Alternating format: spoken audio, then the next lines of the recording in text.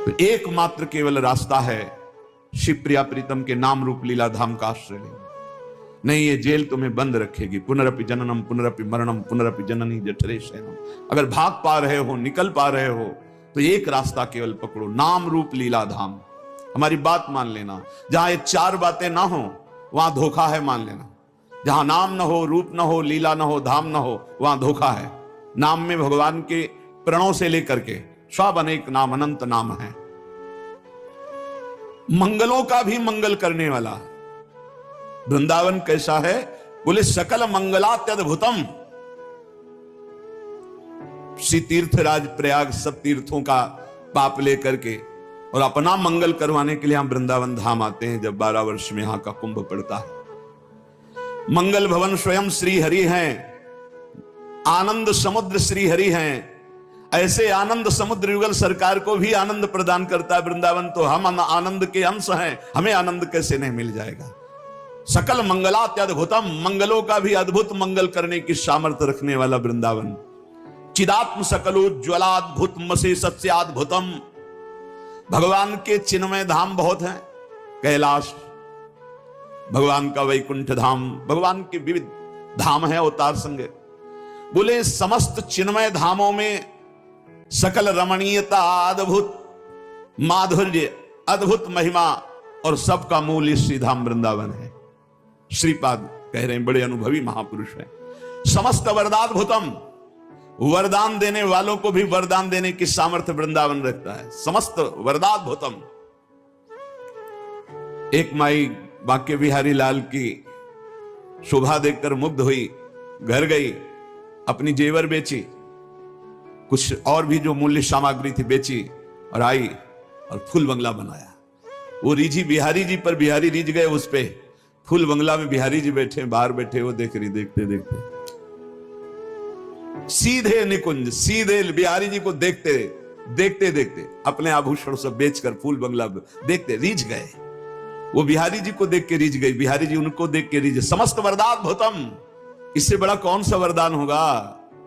बिहारी जी को दर्शन करते हुए बिहारी जी को सुख प्रदान किया, फूलों के बंगला में बैठाल कर लाडले को निरखते हैं। क्या तरसते हैं अपने लोग कि ऐसी मृत्यु हो जाए, हमारे इष्ट सामने हो और उनको देखकर प्राण निकल रहे हो, और जो जीवन में कमाया उससे उनका श्रृंगार कर दिया। ए बलिहार जीवन। श्रीधाम वृंदावन वरदान देने वालों को भी वरदान देने में समर्थ है। समस्त वरदाद्भुतम। यहां किसी का साप लागू नहीं होता, यहां किसी का किसी भी तरह से मारण टुटका, यहां जो वास करते हैं ना उनके ऊपर लागू नहीं हो सकता। चाहे जितना बड़ा बलवान हो, मंत्रवेत्ता हो, तांत्रिक हो, उसका प्रभाव नहीं पड़ सकता, क्योंकि यहां जिनके चरण चिन्ह बने हुए हैं उनके चरणों में एक अद्भुत सामर्थ्य विराजमान है। वैसे तो अनंत शक्तियां हैं, पर वरदान देने वालों को भी वरदान देने की सामर्थ्य क्यों है वृंदावन में? क्योंकि प्रियाजू के चरण चिन्हों से चिन्हित यह भूमि है, और प्रियाजू के चरण चिन्हों में जो एक बार अपने आप को समर्पित कर चुका है, शाप ताप रोग शोक दारुण दुखारी, ये लाल इष्ट दुष्ट दलन कुंज भवनचारी प्यारी जू के चरणारविंद। जो धामवासी है वो कोई बाहरी उसको शाप देना चाहे लागू ही नहीं होगा। ताप दैहिक दैविक भौतिक, कोई भूल चूक से पाप बन जाए धाम में लागू ही नहीं होगा उसके ऊपर। रोग शोक दारुण दुख हो ही नहीं सकता। जिसने श्रीधाम वृंदावन का आश्रय अखंड वास स्वीकार कर लिया, नहीं हो सकता। बहुत ऐसे उदाहरण हमने देखे, बहुत उदाहरण कि बड़ी बुरी दशा शरीर की और बड़ी उच्च कोटि की दशा को प्राप्त हुए शरीर छूटते ही, बहुत उच्च कोटि की दशा को। ये आंखों देखी घटनाएं हम बता रहे हैं आपको। विश्वास कीजिए, श्रीधाम वृंदावन का चमत्कार देखा। वो जब आते थे बहुत भागवतिक प्रश्न करते थे, बड़े स्वस्थ शरीर के थे। एक दिन हमने कहा कि ऐसे प्रश्न करते करते शरीर छूट जाएगा, बंद करो ये सब प्रश्न करना और श्री जी के शरण में होकर नाम जप करो, मत जाया करो विदेश। यहां अपने धर्म से युक्त होकर प्राण त्यागने की तैयारी करो। उनको लग रहा था कि संत जन ऐसे बोलते रहते हैं। कुछ दिनों में आए और उनका कैंसर हो गया, शरणागत। आप डरना मत, जितनी श्वासें बची राधा राधा बोल गए। ऐसी हालत हो गई कि पूछो मत। कैंसर तो जो अपना रूप धारण करता है। कहा भाई, अरे वो तो रो पड़े, बस तुम वृंदावन आ जाओ। कैसे आ सकते हैं, यहाँ सब डॉक्टर जकड़े हुए, वो सब लगे हुए, कैसे? कदापि नहीं आ भाई, अब तुम्हें जाना है, तुम बस आ जाओ वृंदावन। हमारी बात मान लो, जैसे बने वैसे तुम आ जाओ, तुम्हें जाना कोई डॉक्टर नहीं बचा सकता, तुम आ जाओ वृंदावन। यही सामने भक्ति वेदांत में जब आए सूचना मिली, गए तो दृश्य ही बदल चुका था, आंखें धस गई, सब से रो पड़े, बड़ा भयंकर कष्ट है। तो एक चितवन होती है हमारी श्री जी की, वो निहाल करने वाली होती है, वो बनावटी नहीं होती, वो उस समय हुई राधा राधा राधा बोले और हृदय भराया कि श्री जी, जीव अपनी ताकत से आप तक नहीं पहुंच सकता, आपकी कृपा से। बस एकदम भावुकता का निश्चिंत, उतर के कुटिया पहुंचे, सूचना आ गई, पधार गए, हो गया काम, जा ले जा।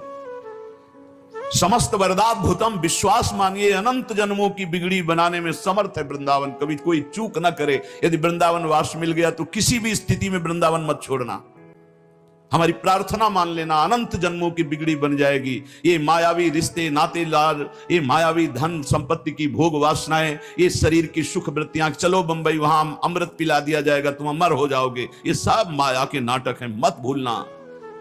जो कछु लिखो लिलाट, दुख सुख देह संग भुगते गो, जहां जाएगो या सिद्धांत अभंग, यह सिद्धांत अभंग, तजत क्यों धीरज प्राणी, वृंदावन परिहरे प्रिया प्रीतम रजधानी। जो कुछ लिखा है भाग्य में, भाग के जाओ, भोगना पड़ेगा। यहां तो मिटा देंगे मेरी लाडली जो है, अधिक कष्ट कभी देखा ही नहीं। जब अधिक कष्ट हुआ है तो अधिक दुलार मिला है, कई बार बताया, आप विश्वास कीजिए। इसलिए प्रार्थना है, ना वास कर पाओ अगर सौभाग्य ऐसा, नहीं तो आश्रय। आश्रय ऐसे माना जाता है कि जैसे आप विदेश गए हो, लौट करके आप जहां छुट्टी मिली तो घर के लिए कैसे भागते हो, ऐसे वृंदावन के लिए भागो। और आपका एक एक दिन वृंदावन के चिंतन से व्यतीत हो तो आपका दृढ़ आश्रय माना जाएगा कि आप वृंदावन आश्रित हो। जो वास वाले को फल मिलता है वही आश्रय वाले को भी फल मिलता है। शकल कृष्ण धामाद्भुतम, भगवान श्री हरि के धामों में बड़ा अद्भुत धाम वृंदावन है। तदे तदखिलाद्भुतम भज रसेन वृंदावनम, तो यहां का भजन करने वाले भी अद्भुत हैं। ऐसे अद्भुत भजनानंदियों का संग करके, रस में डूब करके श्री धाम वृंदावन का भजन करो। एक एक तुम्हारी वृत्ति जितनी कीमती है वो कीमत संसार में है ही नहीं। एक एक श्वास तुम्हारी जितनी कीमती, वो संसार में धन ही नहीं है कि तुम्हारी श्वास का कीमत दे सके। जैसे आपको वर्णन किया कि आपने 50-60 वर्ष में, 60 वर्ष में आपने जितना रुपया कमाया, अब आखिरी श्वास हो, आप कह दो एक श्वास और बढ़ा दो, 100 रुपया दे देंगे, एक श्वास नहीं बढ़ेगी।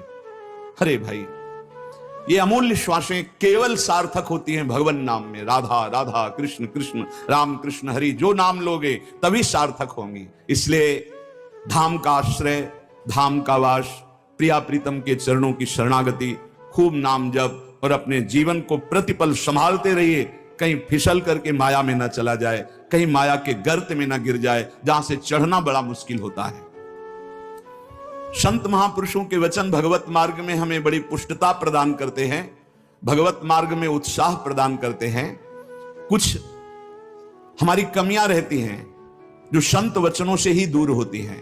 अहंकार नष्ट होता है जो संत वाणी से ही दूर होता है।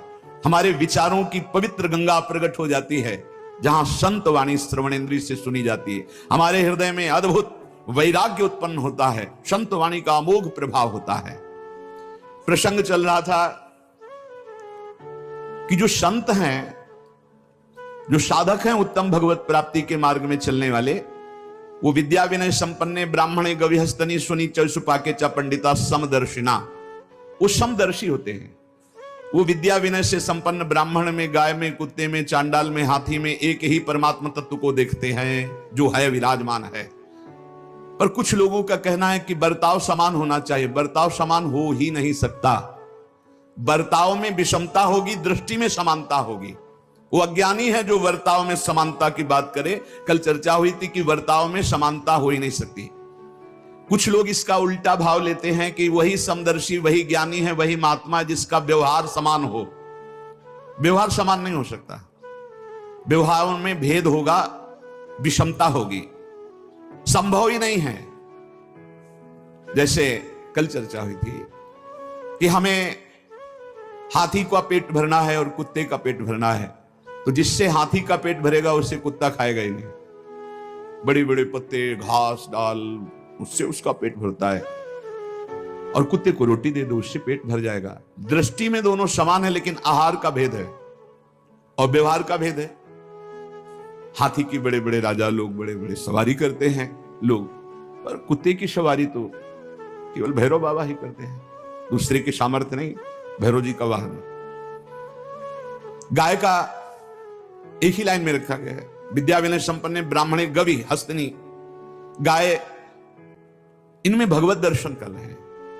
सुनी चौपाके च पंडिता समदर्शना, चांडाल में, कुत्ते में, हाथी में, सब में भगवान का भाव करना, लेकिन व्यवहार नहीं हो सकता।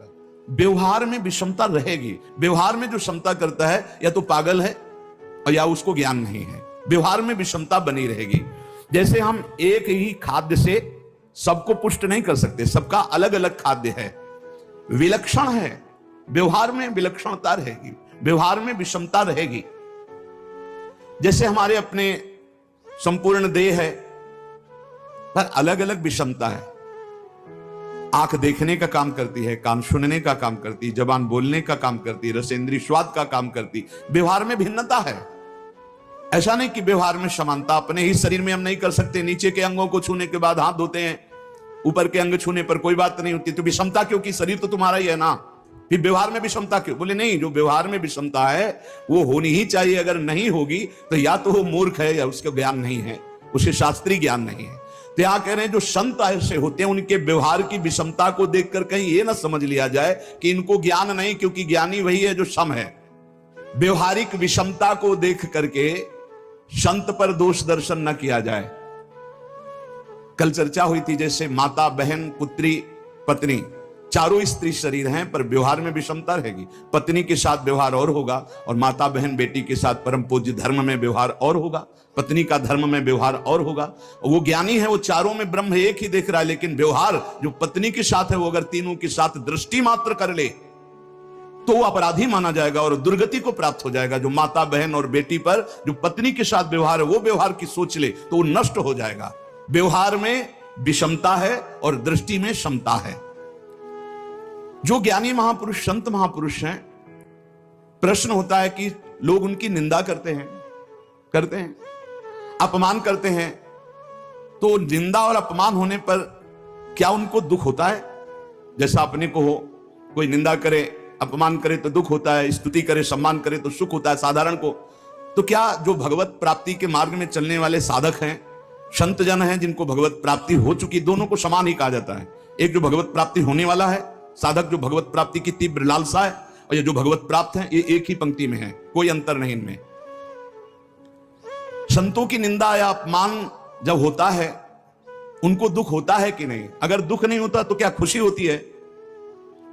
कैसी स्थिति होती जब संत की निंदा होती है और अपमान होता है? पहले तो समता की बात का कि संत के आचरण में विषमता दिखाई देगी, उसकी दृष्टि में समता होती है, जैसे उदाहरणों में बताया गया। अब यहां उत्तर दे रहे हैं कि वो दोनों बातों से ही बड़ा विलक्षण होता है। जब कोई निंदा अपमान करता है तो साधारण मनुष्य को दुख होता है। तो आपने पूछा क्या उनको दुख होता है? बोले नहीं। तो क्या उन्हें सुख होता है? बोले नहीं। एक विलक्षण स्थिति होती जो दुख सुख से परे है। अब लोगों की स्थिति केवल दुख और सुख में होती है और संत की स्थिति दुख और सुख से परे होती है। सुख दुखे समय कृत्वा, न हर्ष है न शोक है। जहां मान, अपमान, निंदा, स्तुति में किंचन मात्र न हर्ष न शोक, वो संत है। न शोक हुआ न हर्ष हुआ। तो क्या संत की कोई निंदा करे, अपमान करे तो वो लोग प्रतिकार नहीं करते? दोनों बातें हो सकती है।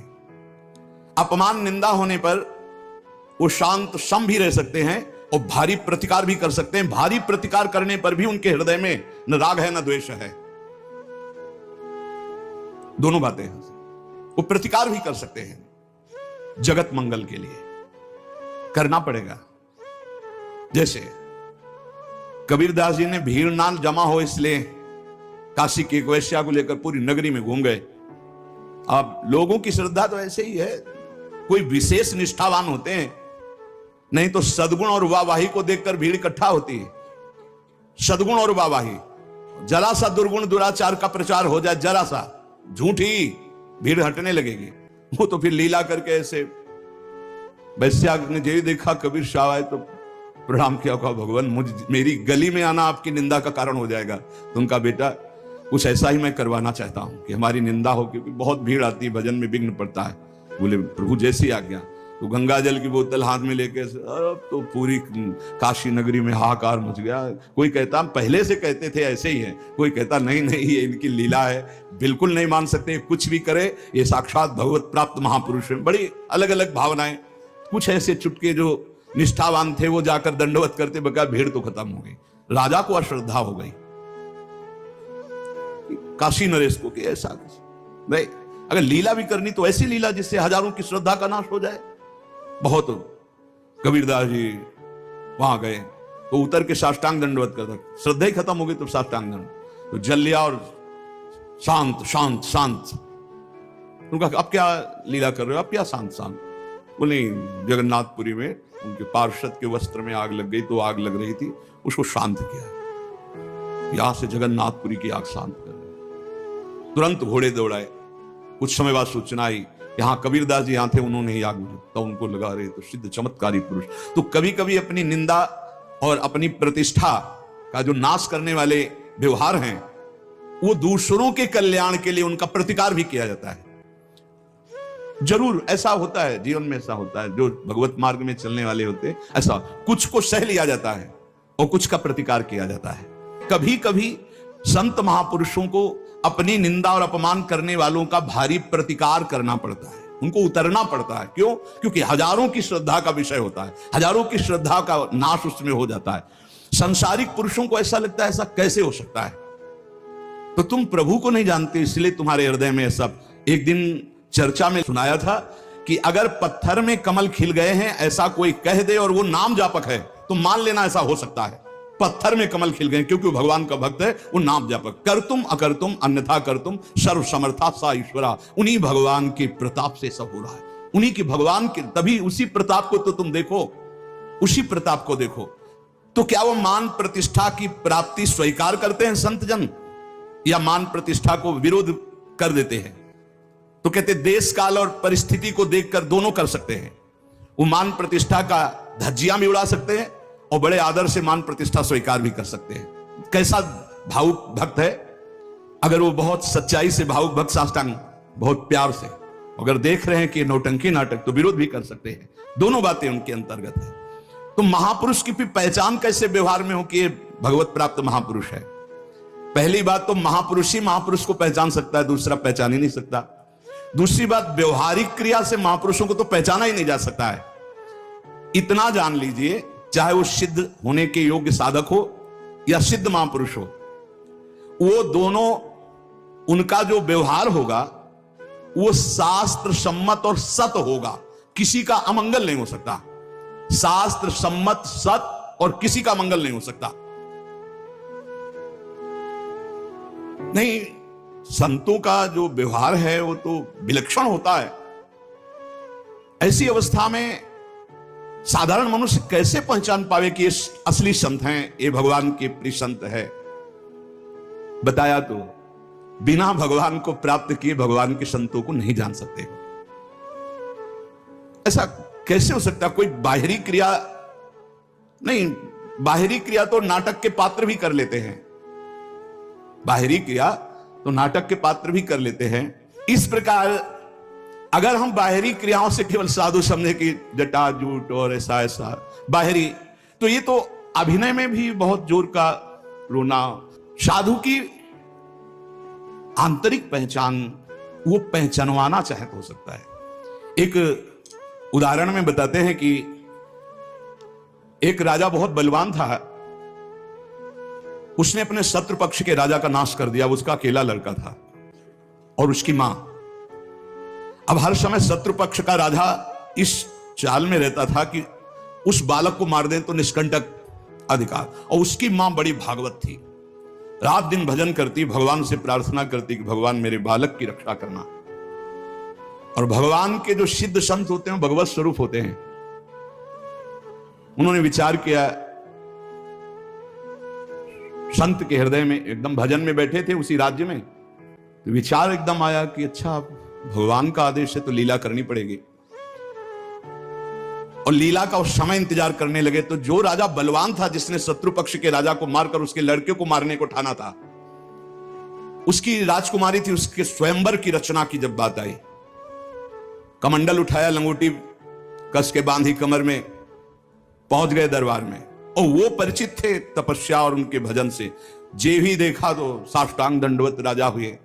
देखो बाहरी आचरण से कैसे भी नहीं जाना जा सकता महात्मा के स्वरूप को, उनकी लीला को। राजा को मालूम था कि ये बड़े प्रसिद्ध और तपस्वी महात्मा हैं। राजा ने तत्काल अपनी कन्या को बुलाया, प्रणाम करो आप, महाराज आए हैं। राजकन्या बुलाई गई, महात्मा के चरणों में प्रणाम हुआ। महात्मा ने ऐसे देखा नखसिक तक और कहा, इस लड़की का तो विवाह हम करेंगे, किसी राजकुमार से न कर देना। राजा तो एकदम होश उड़ गए, पर बहुत वो प्रवीण भी थे, राजा बुद्धिमान थे। तो उनका, महाराज ब्याह तो आपसे ही कर देंगे, आप जैसा सुयोग्य वर कहां मिलेगा। 80 वर्ष की अवस्था, शरीर में झुर्रियां पड़ रही हैं, दूल्हा की पोशाक मात्र में लंगोटी, धन संपत्ति मात्र में लौकी का कमंडल, आप जैसा दूल्हा कहां मिलेगा। कुछ शर्त हैं, उनका आप पालन कर दो। गए अपने तिजोरी से इतने बड़े बड़े मोती 2 लाए। बोले ये हमारे पूर्वजों के द्वारा एकत्रित किए हुए 2 मोती हैं, 108 मोती ले आओ। पहली शर्त, राजकुमारी का ब्याह आपके साथ। देख रहे थे, हालत देख रहे। महात्मा ने कहा, हाँ हाँ 108 क्या होते, ले आएंगे। बोले मोती देख लो। बोले लाओ, जब साथ रहेंगे तो उसी नाप के ले आएंगे। राजा ने सोचा इनको, और बोले महाराज लगन के पहले, क्योंकि लगन निकल गई तो फिर बात कैसे बनेगी, तुम चिंता मत, तुम्हारे कुल की प्रथा पूरी करूंगा और कन्या से विवाह करूंगा। पर एक बात ध्यान रखना, अगर विलंब हो जाए तो किसी के साथ पाणी ग्रहण नहीं कर देना, नहीं तो जो आ गया। दूसरे से ब्याह की सोचना भी मत। अब राजा ने कहा जैसी आज्ञा। उन्होंने सोचा महात्मा मोती लेके जाएंगे, 2-4-6 दिन घूमेंगे, निराश होकर वापस आ जाएंगे। उनको क्या पता था कि जो भगवान के दास होते हैं बड़े जिद्दी स्वभाव के होते हैं। अब वो ऊंचे दर्जे के सिद्ध महात्मा हाथ में मोती लिए हुए पहुंचे। विचार किया कि यार मोती किससे मांगू, किससे खोजूं, कहां जाऊं। तो उनका समुद्र को रत्न गर्भा कहा गया, क्योंकि समस्त रत्न है, रत्नाकर है, सब रत्न उसमें विराजमान। समुद्र ही से सीधे मांग लेते हैं चल के। गए, ध्यान आया कि 3 दिन तक भगवान राम जो है उपवास करके बैठे रहे, नहीं आया तो हम तो 30 दिन बैठे रहेंगे तो नहीं आएगा, क्या करें। तो लौकी का कमंडल था, कमंडल उठाया, उलीचने लगे। 1 दिन 2 दिन 3 दिन लगातार, और खूब नाम जप भगवान का। हर कमंडल में नाम जप करके, मंत्र जप करके जल उलीचने लगे। नाम का प्रभाव समुद्र के हृदय में जलन पैदा हो गए। समुद्र एक साधारण पुरुष के रूप में पीछे से आवाज की, बाबा ये क्या कर रहे हो। समुद्र को खाली कर रहे हैं, और क्या कर रहे हैं। बोले तुम्हारे लौकी के कमंडल से समुद्र खाली हो जाएगा। बोले मजाक करो मत करो, एक महात्मा ने चुल्लू में पी गए थे, अगस्त जी चुल्लू में पी गए थे, ज्यादा हमको चैलेंज मत करो। समुद्र डरा। बोले उलीच काहे के लिए रहे हो, तुम हमें बता सकते हो। बोले सुना है रत्नाकर है, बड़े बड़े रत्न है समुद्र में, हमें 108 मोती चाहिए। बोले अगर मोती मिल जाए तो समुद्र उलीचना बंद करो, काहे को मेहनत करेंगे हम। बोले वो तो हम दे रहे हैं तुम्हें, दिखाओ मोती। मोती निकाले हुए से ढेर सारे मोती। एक लहर आई, नाप नाप के 110, क्योंकि 2 वो और 108 झोली में डाले। समुद्र ने कहा और भर लो। बोले हम अकिंचन महात्मा है, हमें नहीं चाहिए, ये दुल्हन लेने के लिए शर्त है, इसलिए हमने इनको लिया है और जा रहे हैं। महात्मा जी बड़े गर्व से गए, भगवान की जय जयकार की। राजा देखते ही समझ गया मोती मिल गए, क्योंकि बहुत मुस्कुराहट है। गणित लगाई, लड़की को कैसे बचाऊं। बोले हाँ महाराज। बोले ये ले 110, 2 ही तुम्हारा, 108 ही। बोले महाराज जी आपसे कहा था कि कुछ शर्तें हैं, एक तो पूरी हो गई, दूसरी एक है कि हमारे शत्रु पक्ष के राजा का वध तो मैंने कर दिया, उसका एक लड़का है, उसकी खोपड़ी तुम हमें ले आओ। महात्मा जी ने विचार किया कि सारा खेल भगवान के इशारे से तो उसी की रक्षा के लिए हो रहा है। भगवान ज्ञान समुद्र है। बोले अवश्य उसकी खोपड़ी लाके देता हूं अभी। उसका जो कुमार है उसको हर समय मंदिर में बैठाल करके खूब कीर्तन भजन करवाती उसकी मां, क्योंकि उसको पता था भगवान ही समस्त मंगलों का विधान करने वाले हैं। अब महात्मा जी उसके राज्य में गए, जे ही राजमाता ने देखा दरबार में संत आए, प्रणाम किया, महल में ले गई, बढ़िया उनको भोग पवाया और कहा प्रभु आज्ञा कीजिए, कैसे आगमन हुआ, स्वाभाविक दर्शन या कोई आदेश पालन?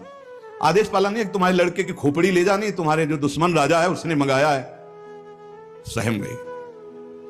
तो उनका महाराज मैं तो मां हूं, मैं तो काट नहीं सकती, आप साधु हो, आप काट के ले जाओ, ये लड़का मैंने आपको दिया।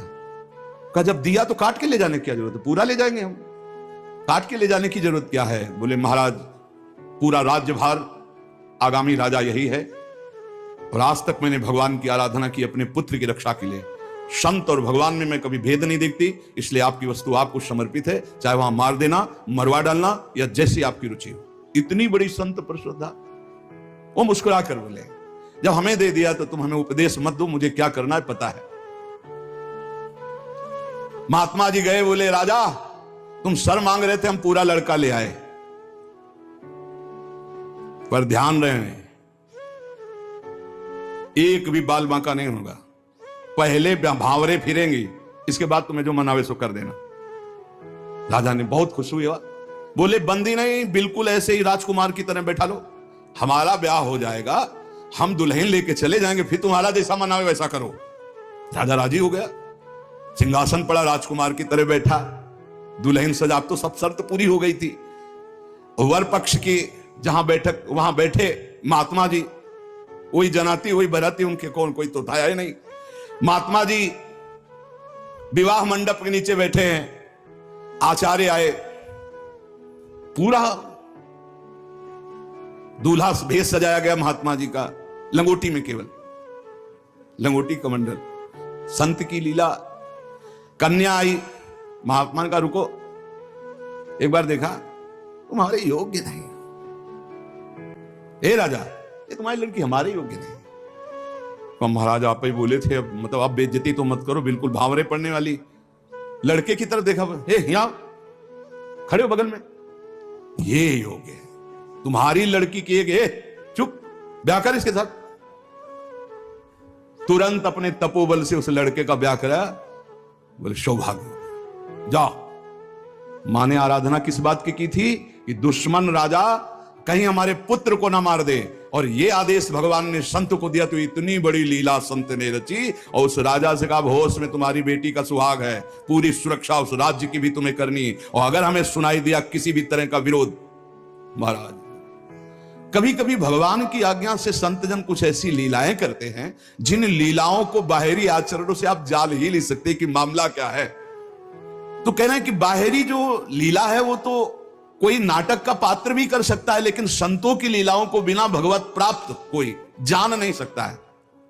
हमारे ग्वारिया बाबा वृंदावन के सेवा कुंज गली से मस्ती से में चले आ रहे हैं, यार की मस्ती में, सामने से कुछ बंगाल से एक परिवार आए हुए थे दर्शन करने, उनके साथ लड़की को देखा, 70 वर्ष के होंगे बाबा, ग्वारिया बाबा। बीरज गए, बोले नहीं हम इससे ब्याह करेंगे। अरे बंगाली बोले कैसे करोगे तुम ब्याह, बेटी हमारी, हम ऐसे। बोले नहीं, अब तो आवाज हुई तो सब ब्रजवासी इकट्ठा हो, ब्रजवासी हंसने लगे क्योंकि जानते थे बाबा सिद्ध है और बालवत उनका व्यवहार। बोले लेंगे, दुल्हन लेंगे, इसी के साथ विवाह करेंगे। बंगाली ने कहा तुम चीता में भरो, जहां भरो, हम अपनी बेटी का ब्याह तुमसे। तो बोले नहीं करेंगे, झगड़ा शुरू। ब्रजवासी बंगाली से बोले भैया तुम नहीं जानते, ये सिद्ध महापुरुष है, एक बार हां कर दे, नहीं ये जल जाएगा बाबा। बोले अगर कुछ भी हो तो हम लोग हैं, तुम चिंता मत करो, एक बार हाँ कर दो। उनको समझाया, अलग ले जाए। बोले बाबा ब्याह के लिए तैयार है। बोले तैयारी की जाए। वो तो घबरा रहा है। ब्रजवासियों का बाबा पूरी तैयारी है, बस तुम अपनी तैयारी कर लो दूल्हा बनने की। यार नहीं इच्छा तुम्हारी? नहीं। बोले हमारे यार की इच्छा नहीं। चल, संतों की बाहरी लीलाएं ऐसी, जो सिद्ध पुरुष होते हैं उनको लोक व्यवहार की, क्योंकि वो आप सबको भगवत स्वरूप देकर एक आनंद लीला उनकी चलती रहती है। तो कह रहे कि नाटक करना गंभीरता का, ये सब ये तो नाटक पात्रों में हो सकता है, लेकिन भगवान के संतों की अभिनय की बुद्धि नहीं होती, वो स्वाभाविक भगवत प्रेरित लीलाएं उनकी होती रहती। बोले मिताहार, आधा किलो देसी घी, किलो 1.5 किलो रबड़ी, आधा किलो 1 किलो दाल सब्जी, ऐसी रोटी बीता से ना पी जाए।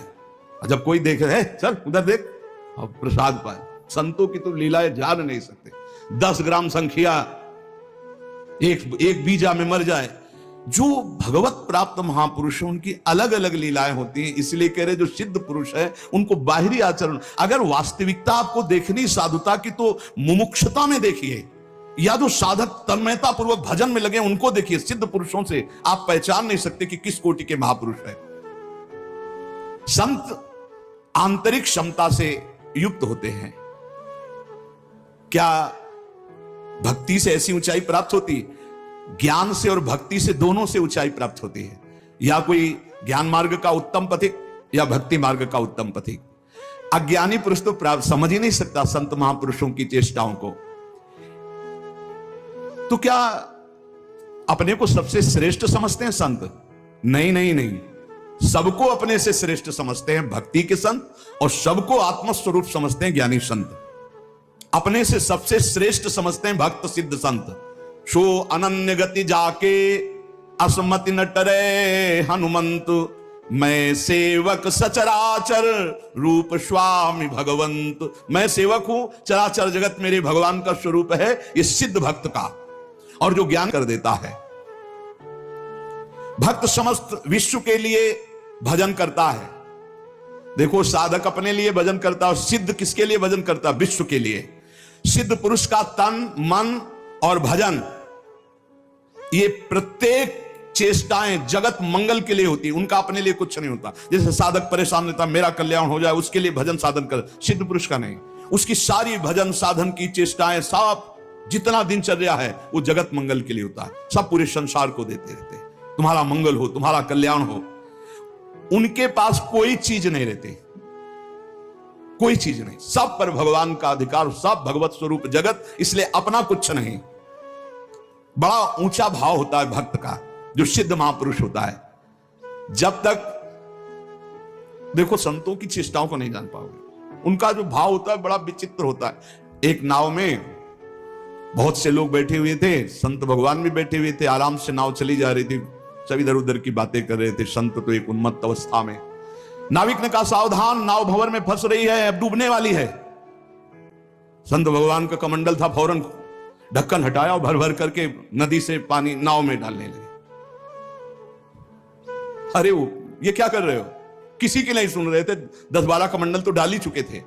इतने में नाविक ने कहा, भगवान की कृपा से नाव भंवर से निकल गई, बचने का संकेत है। जो कमंडल से डाला था बाहर फेंकने लगे। सबने पक्का समझ लिया, जब डूबने वाली थी तो नदी से पानी डाल रहे थे, और जब बचने वाली है तो नाव से बाहर डाल लेते। वे पागल दिमाग के हैं, लेकिन वो नाविक बहुत से संतों को पार किए थे। तुम मत करना ऐसा, ये सिद्ध पुरुषों की बात कह रहे हैं। हाँ, जो कि हम भी सिद्ध ही दिखाने के लिए ऐसा कुछ करें तो पिट जाओगे। वहां सिद्धों की एक अलग भागवतिक महिमा भी होती है। बाहर गए तो सब चले गए थे, इसके बाद साष्टांग प्रणाम किया। नाविक ने कहा, महाराज जी इतना तो आप कृपा करके बता ही दीजिए, क्योंकि मैं प्रायः संतों को यहां से पार करता रहता हूं, तो संत कृपा हम पर है। आपके देखने से लगता है कि आप भजन में उन्मत्त रहते हैं। फिर आपकी ये चेष्टा मेरी समझ में नहीं आई। जब मैंने कहा नाव डूबने वाली तो आपने नदी से पानी इधर, और जब मैंने कहा बचने वाली तो नाव से नदी में डालने लगी। इसका मतलब क्या था? तो उनका जब हमें यह पता चला आपके मुख से कि भगवान डुबोना चाहते, तो हमने कहा भगवान की इच्छा में 10 कमंडल हमारे, तो हम डालने लगे। जब कहा बचाना चाहते तो हमने सोचा भगवान जब बचाना चाहते हैं तो हम भी सहयोग करें, तो जो डाला था वो बाहर कर दिया। जोई जोई प्यारो करे सोई मोई भावे भावे मोई, जोई सोई सोई करें प्यारे। जो इस सिद्धावस्था को प्राप्त है वो भगवान की रुचि में रुचि मिला के चलते हैं। ऐसा आप मत करना, वो सिद्धों की अलग लीला होती है। तो यहां कह रहे हैं जो भक्ति में जो परिपक्व महापुरुष है वो सारे जगत को भगवत स्वरूप मानकर अपने तन मन भजन के द्वारा सबका मंगल करते रहते हैं, सबका हित करते रहते हैं। संतों में भागवती का आवेश होता है, वो बनावटी नहीं होता, भागवती का, उससे जगत मंगल होता रहता है। बनावटी खूब गढ़ छोल करके वचन बोलना, खूब लच्छेदार भाषण करना, ये तो बुद्धि की तरह से हो सकता है। लेकिन जो संतों में एक भागवती होता है, उसी से जगत मंगल होता है, उसी से जन कल्याण होता है। उसमें टुटका और जंतुर और कलावा और आंख इनकी कोई जरूरत नहीं होती। उनकी दृष्टि मात्र से, वचन मात्र से जगत मंगल होता है। मुद मंगलमय संत समाजू, जो जग जंगम तीर्थ राजू। चलते फिरते साक्षात तीर्थराज हैं, जो दरस परस अघनाश बास निज संग करो दिन। जिनके दर्शन मात्र से, स्पर्श मात्र से बड़े बड़े पाप नष्ट हो जाते हैं, ऐसे भगवान के प्रेमी संत जन होते हैं। तो क्या जैसे अज्ञानी मनुष्य को देह में ममता होती है, आसक्ति होती है, वैसे क्या संतों को भी अपनी देह प्यारी होती है, वैसा कि मैं पुरुष हूं और ऐसा अभिमान होता है? बोल के बिल्कुल नहीं। विशुद्ध ज्ञान और विशुद्ध प्रेम में मिट जाता है, बिल्कुल नहीं रहता। एक बार यही प्रश्न किया था एक भैरव सिद्ध करने वाले ने आद्य गुरु भगवान शंकराचार्य जी से जाकर कि आपका ब्रह्मबोध होने के कारण शरीर से कोई राग नहीं है? बोले नहीं।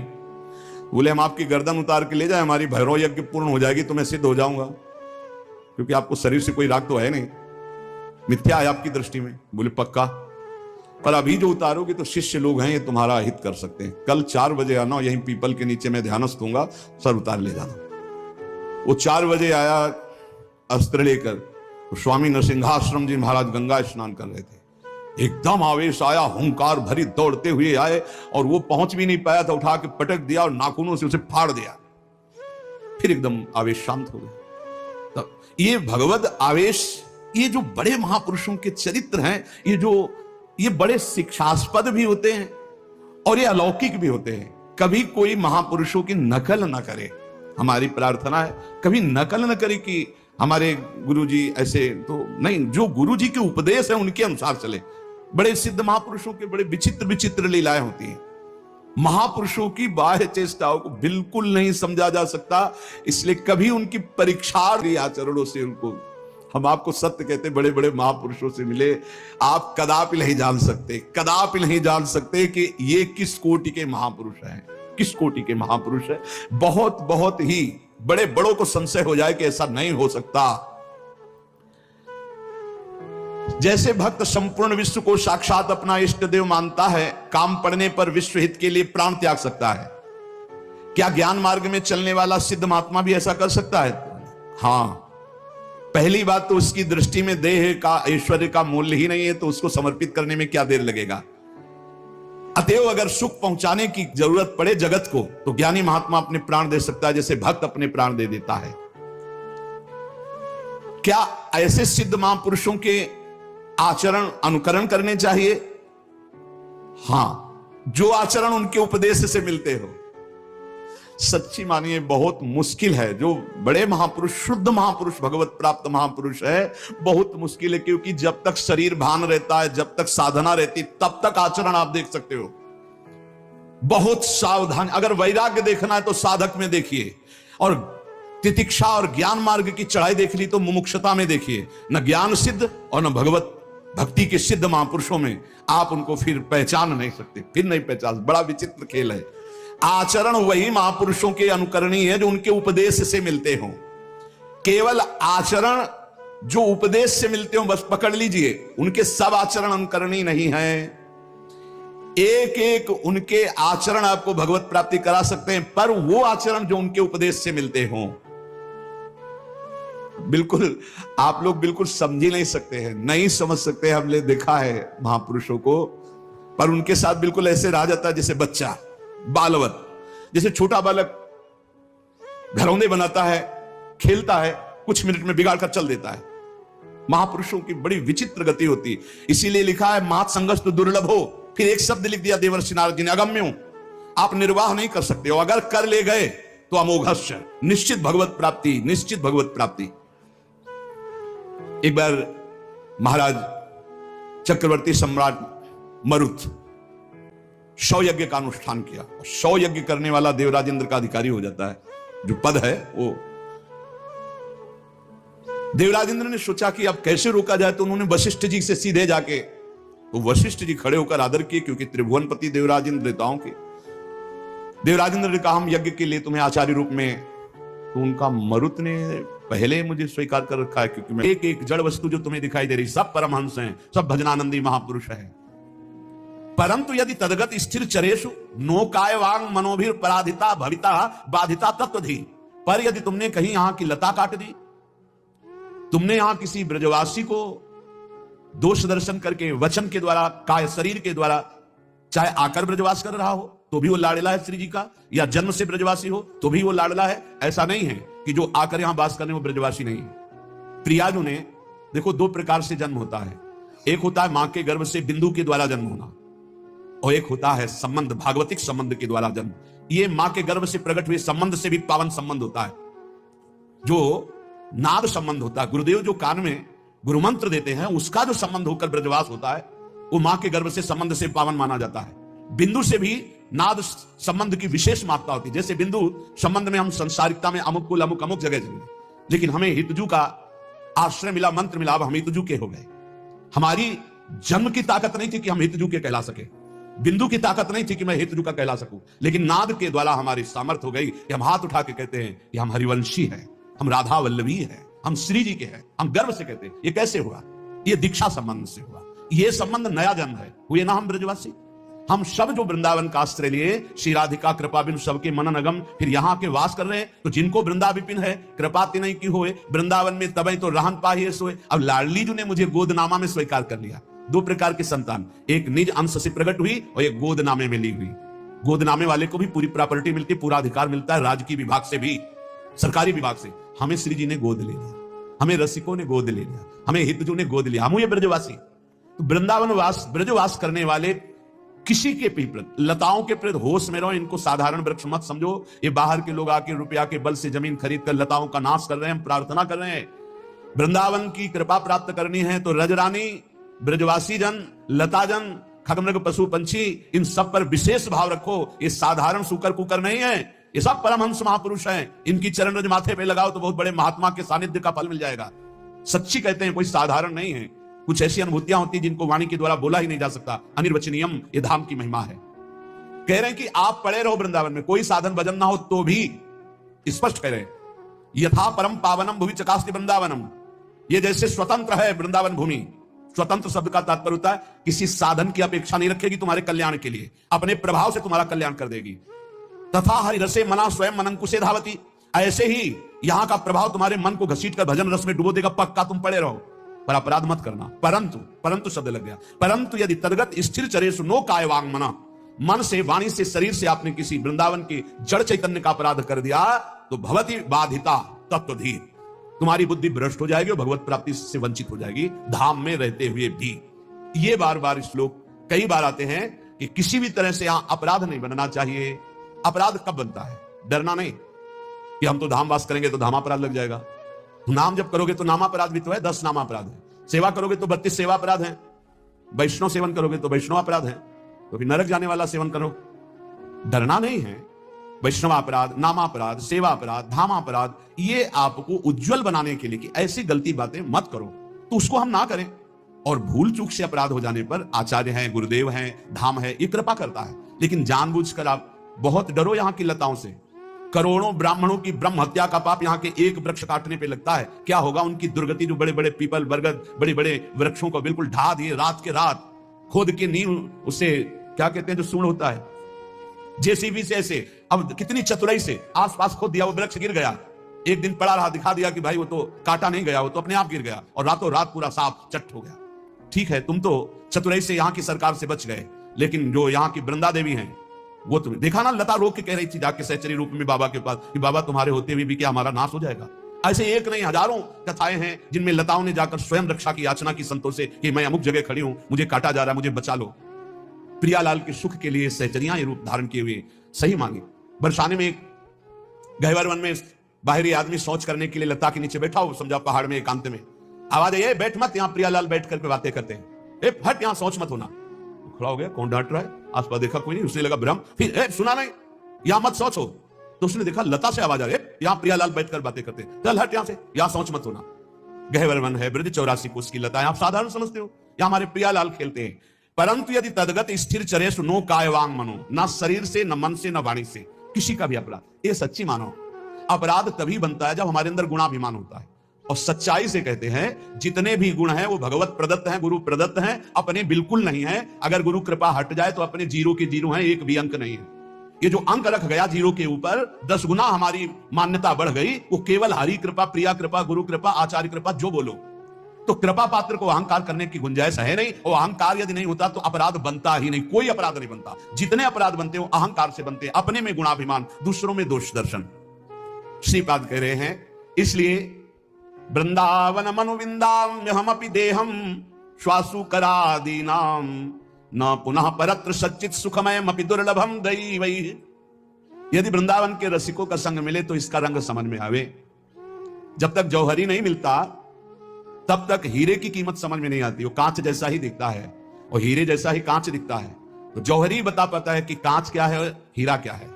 ऐसे ही जगत जैसा वृंदावन दिख रहा है, यहां भी स्त्री पुरुष जड़ चैतन्य लड़ाई झगड़ा और सब ऐसे कहीं कुछ, तो आपको लगता है इसमें खास क्या है, क्योंकि आप जौहरी नहीं मिला, इसलिए आप कांच के समान हीरे को समझ रहे हैं। हीरे को कांच के समान समझना तभी मिटेगा जब आपको जौहरी मिलेगा। पाए रतन चिन्हो नहीं दीन्हो करते डार, ये माया श्री कृष्ण की मोहो सब संसार। जौहरी कौन? रसिक जन। वृंदावन रस के भीने हुए संत जन जो है वो जब मिलते हैं तब वृंदावन की महिमा का प्रभाव आप देखो। रोज वृंदावन महिमामृत सुन रहे हो तो आपके हृदय में निष्ठा कैसी जागृत, कैसी सावधानी, कैसी पवित्रता, कैसे अध्यात्म की उन्नति। संत किसे कहते हैं? किसे कहते हैं? जिनका संग करने से हम इस रतन को पहचान पाएंगे। वृंदावन को, यहाँ के सुकर कुकर के प्रति श्रद्धा, यहाँ के वासियों पर श्रद्धा। सच्ची मानिए, एक परमहंस का चरण धोवन पीने से जो लाभ मिलेगा, यहाँ के स्वपक्ष के चरण धोवन से वही लाभ मिलेगा, विश्वास कर लो। ये जमेगा नहीं, सबको नहीं जमेगा, क्योंकि अभिमान देह भाव का है। यहाँ के जिनको आप देख रहे हो ना गलियां साफ करते हैं, वृंदावन की सेवा में हैं। चाकरी करती हैं जो आचार्य चरण भी मांगते हैं, सोहनी लगाना, यहाँ का मार्जन करना, वही तो कर रहे हैं, मार्जनीश्याम। संत किसे कहते हैं? भगवत ऋषि की कह रहे जिसमें ये लक्षण पाए जाए वो संत। इतने गुण जामे सो संत। संत की पहचान किन गुणों के द्वारा हम जाने कि ये जौहरी है?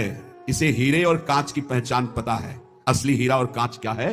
इतने गुण जामे सो संत, श्री भागवत मध्य जस गावत, श्री मुख कमला कंत। इतने गुण जामे सो संत। जिस वेशधारी में ये गुण हो उसे ही संत कहते हैं। उसकी वाणी से केवल भगवत यश ही निकलता है। जब चार के बीच में बैठेगा तो भगवत चर्चा, ये पहली पहचान संत की। भगवान नारायण लक्ष्मी जी सहित समस्त पार्षदों को पहचान बताए हैं कि मेरे भक्त की सबसे पहली पहचान है कि वो जब बात करेगा तो मेरा नाम निकलेगा, मेरी बात निकलेगी। कहां गए थे वो? श्री जी की कृपा से परिक्रमा करके आ रहे थे। श्री जी ने ऐसी प्रेरणा की परिक्रमा होकर आ, और कैसे बड़ी कृपा है लाडली जी की। नहीं और सब कैसे, बस श्री जी की बहुत कृपा है, बड़ी करुणामयी है। अपने जैसे अधमों को श्रेयका शुरू पिंड छुड़ाना उसको मुश्किल पड़ जाएगा। ऐसे प्रेमी हैं, खड़े खड़े वो ऊब जाएगा, कब भागो, वो चर्चे वृंदावन प्रियादु लाडली लालो के। ऐसे प्रियालाल के प्रेमी जन होते हैं कि उनको बस भगवत चर्चा ही करनी। अगर जबान खुली तो भगवत चर्चा। धूप है कि क्या है देखा है। मधुकरी मांगने जा रहे संत जन मिल गए, खड़े धूप में नंगे पैर, चर्चा, घंटों चर्चा हुई। बोधयंता परस्परम कथयंति च माम नित्यम तुष्यंति च रमंति च। ये कठिन बात है। चर्चा करते तो बहुत मिलते हैं, पर तुष्यंति च रमंति च, उसी में संतुष्ट हो, आनंद उसी में रमण कर रहा है, उसे कोई चाह नहीं। भगवत चर्चा हुई, मानो पेट भर गया। आह इतनी अहोभाग्य, 1 घंटा से भगवान की चर्चा हो रही, प्रियालाल की चर्चा हो रही। आगे कह रहे हरि को भजन। साधु की पहचान हर समय भजन पर है। कोई माला से जप रहा है, कोई बिना माला से जप रहा है। बिना माला से जपने वालों की पहचान होती है, वो गुरु प्रसाद से जागृत होती है। एक दृष्टि में पता चल जाएगा ये बहिर्मुख है या अंतर्मुख होकर नाम जप कर रहा है। जहां एक दृष्टि गई तो पता चल जाता है। अंतर्मुख का एक अलग होता है, वो कुछ अलग से रहा, चाहे जितना वो छुपाना चाहे नहीं छुपा सकता। एक दृष्टि में पता चलता है नाम जापक है, अंतर में नाम चल रहा है। और चाहे जितना दिखाना चाहे, मान लो ऐसे बाहर, तो अंतर में पता चल जाएगा ये केवल सामने की बात है, अंतर में इसके नहीं चल रहा है। दोनों बातें भजन करने वालों को अपने आप पता हो जाती है। उपासक, संत, भागवत, महाभागवत, इन सब की पहचान भजन से ही है। कल चर्चा जब विश्राम हो रही थी सुना था, आधे पल के लिए भी त्रिभुवन की राज्य लक्ष्मी देने पर जो अपने प्रभु का भजन नहीं छोड़ता, सुमिरन नहीं छोड़ता, वो महाभागवत है। तो हरि को भजन ये प्रधान बात है। मुंह खुले तो भगवत चर्चा और मुंह बंद तो नाम चल रहा है। राधा राधा जो गुरु जी ने दिया हो, जो नाम प्रिय, राधा राधा, ये मान लो, बहुत आनंदित हो जाओगे। मान लो कुछ पैसा नहीं लगना हो, बहुत बड़े धनी हो जाओगे, बहुत बड़ा लाभ मिल जाएगा। ये सब पुण्य रुई का ढेर समझो, एक अपराध बन जाए सब भस्म हो जाएंगे। नाम सोना है, सोना जितना तपेगा उतना ही चमकेगा, नष्ट होने वाली नहीं, अविनाशी वस्तु है। कमा लो ये सोना।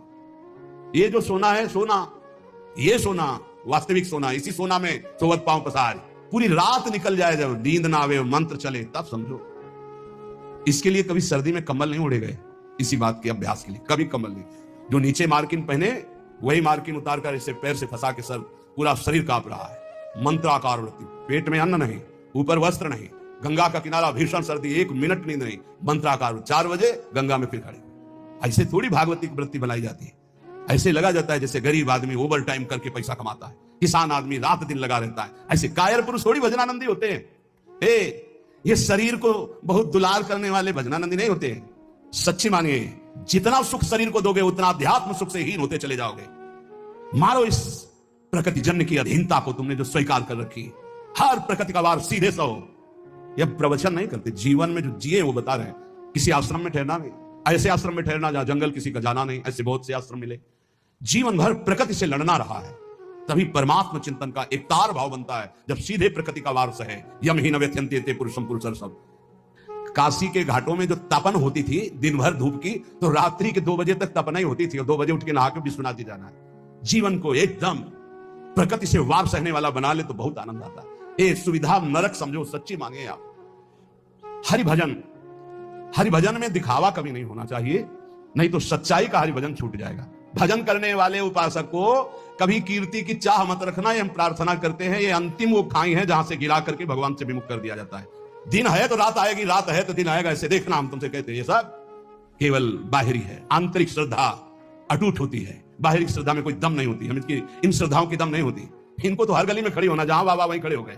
श्रद्धा होती है अटूट, कि चाहे जैसी परिस्थिति हो, चाहे जैसी घटना हो, मैं आपका हूं तो सिर्फ आपका हूं। वो होंगे अंगुलियों में गिनने वाले, वो अंगुलियों में गिनने वाले होते। इसलिए साधु की सेवा पहचान, स्वयं साधु होते हुए साधु की सेवा और निरंतर हरिभजन और सर्वभूत पर दया, समस्त जीवों पर दया का भाव। दया बिना साधु कसाई, और ये भी दया करी तो आफत आई बनी। कैसे तुम्हें बताएं, मतलब बहुत विचित्र गति। आध्यात्मिक आनंद की प्राप्ति के लिए बिल्कुल व्यवहार शून्य जीवन जो जिया गया, उसमें बिल्कुल विपरीत जीवन प्रभु ने किया है। हजारों लाखों की जो भीड़ जनसंख्या है भगवान, ये भीड़ भजन अगर निरंतर आपका अभ्यास है तो चल जाएगा, नहीं तो आम हो जाएगा कि मैं बहुत बड़ा हो गया हूं, जहां हुआ मैं बहुत बड़ा हुआ, वहीं से भक्ति का नाश हो जाएगा। ये सम्मानम कल्यात घोर गरलम नीचापमानम सुधा श्री राधा मुरली धरो भज सके वृंदावन मात्यज। ए भाई, कभी भूलकर भगवान से यश मत मांग लेना कि हमारा भी नाम हो जाए। बहुत खतरा है इस नाम में, बहुत खतरा है। आपसे सबसे प्रार्थना करते हैं, यश की चाह मत रखना। उर्कछ प्रथम वासना रही सो प्रभु पद सरित प्रीति सो बही। बहा दो वासना को। अगर कोई वासना रहेगी तो बहुतायत में मिलेगी, क्योंकि मेरा मालिक सबसे पहले अंदर की वासना की पूर्ति करता है। विभीषण जी के पहुंचने पर सबसे पहले लंकाधिपति का अभिषेक किया। इसलिए साधक अंदर की वासनाओं को देख लो, अगर कोई भी वासना तो हटा दो। नहीं, मेरे स्वामी का स्वभाव है, पहले तुम्हें वासना की चीज फेंकेंगे ले, और जब घृणा हो जाएगी तब आगे बढ़ा देंगे। मान आखिरी खाई है जिसपे साधु गिर जाता है। इसलिए सबसे पहले सिद्धावस्था की सीढ़ी पे निर्माण लिखा है। निर्माण अमोहा जित संग दोषा। अपने में कोई गुणा अभिमान आकर के ये श्रेष्ठता का भाव हो जाना, मानो परमार्थ में पोछा लग जाना है। भाई कभी ये भाव मत अहम में लाना कि मेरा नाम हो जाए। भगवान को जो करवाना तो करवाने भी, वो तो सर्व समर्थ है, वो तो नौकर है, हम वैसे ही करना पड़ेगा। पर चाह कभी मत करना। अगर चाह किया तो ये आखिरी खाई है, इसमें साधु को गिरा दिया जाता है। ये माया की बड़ी विचित्र मनोहर चाल है। बड़ा मीठा जहर है जिसे हाथ में लेकर स्वयं खा लिया जाता है। ये मान प्रतिष्ठा यश कीर्ति ये जगत मंगल कराने वाले भगवान की हो, उन्हीं का यश गाए। अपनी कभी न मानकर इसका जो भोग करेगा वो नष्ट हो जाएगा। मेरी यश कीर्ति इससे नष्ट हो जाएगा। सर्वभूत पर दया, दया तो करनी है, पर दया वो जिसमें भगवत विस्मरण ना होने पावे। दया को उल्टा याद, अगर हरि की याद भूल गई तो वो दया फंसा देगी पक्का। और जिस दया में हरि सामने है कि मेरे भगवान है, वो कभी नहीं फंसा पाएगी। संत के लक्षण, जब वाणी खुले तो भगवत चर्चा, जब वाणी बंद तो भगवान नाम जप, और स्वयं साधु होते हुए साधु की सेवा एक प्रधान लक्षण है। हरि को भजन, साधु की सेवा, सर्वभूत पर दया, हिंसा लोभ दंभ छल त्यागे, विश्व सम देखे माया। कभी किसी की हिंसा न करे, यह साधुता का लक्षण है। कभी जीव को, किसी जीव को कष्ट देना नहीं। मन से, वचन से अगर आप थोड़ा भी किसी के प्रति रूखा भाव कर लें तो आप अंदर देखना आपके भजन में फर्क पड़ जाएगा। ये अंदर के अनुभव की बातें करते हैं। अगर उसको तुमने डांटा है, सही माने में डांटा है और भगवत भाव करके डांटा है, तब तो आपका भजन चलेगा। और अगर भगवत भाव नहीं किया है और बिना किसी अपराध के आप डांट रहे हैं तो आपका भजन बंद हो जाएगा पक्का। थोड़ा अपराध है, बहुत डांट दिया तो आपका भजन बंद हो जाएगा। ये भागवती क्षेत्र है। किसी को ना वचन से, ना शरीर से, ना मन से पीड़ा ना पहुंचाए, किसी को भी नहीं। देखो, गुरु शिष्य एक व्यवहार का संबंध है, परमार्थ नहीं। आप ये मत समझना कि गुरु शिष्य परमार्थ का है। परमार्थ तो एक ही तत्व है, ना गुरु है ना शिष्य। अगर शिष्य शिष्य, वो गुरु ही है। गुरु गुरु, वही भी शिष्य है, वही गुरु है, वही शिष्य, दो नहीं। द्वैत परमार्थ नहीं है, परमार्थ एक वस्तु है। परमार्थ में गुरु शिष्य नहीं, ये व्यवहार है, प्रणाम नमस्कार वंदन, ये सब व्यवहार के अंदर। परमार्थ में एक वासुदेव यहां जो विराजमान वही यहां विराजमान है। उसी वासुदेव को देखकर वो स्वांग शिष्य का कर रहा है, तो आप स्वांग गुरु का कीजिए। बस स्वांग है, सत्य वस्तु एक ही है जो सर्वत्र विराजमान है। इसलिए किसी को भी वचन से, शरीर से या मन से पीड़ा ना पहुंचावे। लोभ, किसी भी तरह अर्थ का लोभ ना आने पाए। दम्भ, कोई दिखावा मान प्रतिष्ठा के लिए नाटकबाजी नहीं होना चाहिए। छल त्यागे, छल अंदर कुछ है बाहर कुछ है ऐसा ना करे। साधुता का मार्ग निर्मल है। संत सरल चित जगत हित जान स्वभाव सने। संतों का स्वभाव होता है जगत मंगल करना, सरल चित्त, छल कपट रहित रहना। और विषम देखे माया, माया किसे कहते हैं? मैं मोर तय तोर, जहां तक इंद्रियां जा रही, जहां तक भोग विलासता के लिए मन जा रहा, सो सब माया जानो भाई। अपने माया में ही जी रहे हैं, माया में ही रह रहे हैं, माया के ही शरीर में है। इसे भगवत समर्पित करके माया की वस्तु में भगवत प्रसाद करके पाओ, माया की वस्तु में भगवत समर्पित करके प्रसादी पहनो, बच जाओगे। अगर स्वयं भोक्ता बनोगे अमनिया के तो फिर माया फंसा लेगी। अमनिया ठाकुर जी को प्रसादी आपकी, बच जाओगे। यह सिद्धांत है बचने का। एक भी वस्त्र बिना ठाकुर जी को अर्पित किए मत पहनना, एक बूंद पानी बिना अर्पित किए मत पीना, एक भी अन्न का टुकड़ा बिना अर्पित किए ना जाए तो आप देख लेना माया मुक्त हो जाओगे। सहनशील साधु कौन? जो सह जाए, अंदर की बात और बाहर की भी बात। बाहर कोई गाली दे दे, अपमान कर दे, निंदा कर दे, सह। अंदर की बात, काम आ रहा है, क्रोध आ रहा है, लोभ आ रहा है, मोह आ रहा है, चुपचाप सह जाए। इनके सहने से भगवान की प्रसन्नता होती है। इनके सहने से भगवत भक्ति बहुत जोर की बढ़ती। सहत सहत बाढ़े भगत गिरे तन गुरु हित गान। ये नियम बना लो कि मुझे सहना है, सहने से भगवान प्रसन्न होंगे। अपने प्रभु के लिए हर दुख सहना है। जब ये बात आ जाती है तो सब कुछ सहन करने में आनंद आता है। भला कष्ट सहने में कहीं आनंद आता है? लेकिन आनंद आता है अपने प्यारे के लिए कष्ट सहने में आनंद आता है। सहनशील, अगर ज्ञान हो जाए तब तो फिर क्या कहना, ज्ञान नहीं तो अपने प्रभु के लिए सहो। ज्ञान में तो सहना ही क्या स्वाप्निक है, बिल्कुल स्वाप्निक है। बिल्कुल जैसे जगत आप देख रहे हो, बिल्कुल स्वप्न चल रहा है, ये दीर्घ स्वप्न है मोह निद्रा में। भक्ति में उसे ऐसे ले लो कि भगवान की लीला हो रही है, तो हमें भगवान सहना चाहते हैं, इसलिए गाली दिला रहे हैं, इसलिए निंदा करा रहे हैं, इसलिए अपमान करा रहे हैं, चुपचाप सह जाओ। आशय उदार, आशय उदार होना चाहिए। आशय हमारा सांसारिक नहीं होना चाहिए। आशय क्या है? भगवत प्राप्ति। भगवत प्राप्ति के लिए हमें हर बात सहनी है। धीरज, धैर्यवान। भगवत प्राप्ति अगर आशय नहीं, लक्ष्य नहीं, तो आप सह नहीं सकते, पक्का समझ लेना। भगवत प्राप्ति के लिए सह सकते हो। भगवान की बड़ी विचित्र लीला, बड़े बड़े सिद्धों को पिटवाया है और पुजवाया है, दोनों काम करते हैं। पुजवाना भी वाह वाह और पिटवाना भी, ये दोनों काम साथ उनके चलते रहते हैं। अगर ऊपर से कुम्हार पीटता है मटकी को तो अंदर से हाथ दिए रहता है, ऐसे दोनों कार्य होते हैं। अब बोलो बूढ़े बाबा माधवदास जी हैं जगन्नाथपुरी में, उनकी कौन सी परीक्षा बकाया है?